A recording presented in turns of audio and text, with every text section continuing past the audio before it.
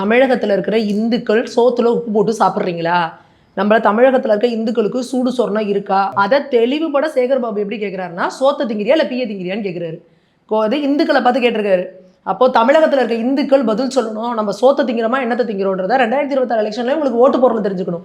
கோவிலுக்கு போற பக்தர்களை எவ்வளவு உச்சபட்ச ஆணவத்தோடையும் திமுறோடையும் நீங்க அணுகுறீங்கன்றதுக்கு சேகர் பாபு அவர்கள் பேசியிருக்கிறது. ஒவ்வொரு முறையும் கோவில்களுக்கு போறதுக்கு அப்பெல்லாம் அங்க இருக்க பக்தர்கள் ஏதாவது கம்ப்ளைண்ட் பண்ணாங்கன்னா, நில்லு திருப்பதியில போய் 24 மணி நேரம் நிற்பான், இவனுக்கு என்னன்னா அவன் வேணும் ஒருமையில பேசுறது.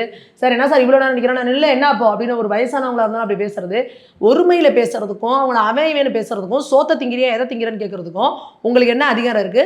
உங்களுக்கு ஓட்டு போட்டு இன்னைக்கு உட்கார வச்சிருக்கிறதுனால, ஒரு அமைச்சராக்கி வச்சிருக்கிறதுனால நீங்க மக்களை பார்த்து இந்த கேள்வி கேட்பீங்களா? இதே நீங்க சர்ச்சில் இருக்கிற ஒருத்தவங்களை பார்த்து இந்த மாதிரி கேள்வி கேட்பீங்களா? இல்ல ஒரு இது இஸ்லாமிய பண்டிகையில் இருக்கிற ஒருத்தவங்களை போய் பார்த்து இந்த மாதிரி கேள்வி கேட்பீங்கன்னா, அப்போ இந்துக்கள்னா உங்களுக்கு இலக்காரமா போயிருக்கு. அதுவும் எங்க சுசீந்திரம் கோவிலுக்குள்ள இருக்கிற பக்தர்களை பார்த்து நீங்க இந்த கேள்வி கேட்குறீங்க அப்படின்னா, அப்ப இந்துக்கள் முழிச்சுக்கணும். அப்ப எந்த அளவுக்கு உங்களுக்கு ஒரு ஆணவமும் திமுறும் அதிகமா இருக்கு அப்படின்னா, சோத்த திங்கிறோமா எதை திங்கிறோம் அப்படின்றத இவங்களுக்கு 2026 எலெக்ஷன்ல உங்களுக்கு ப்ரூவ் பண்ணணும்.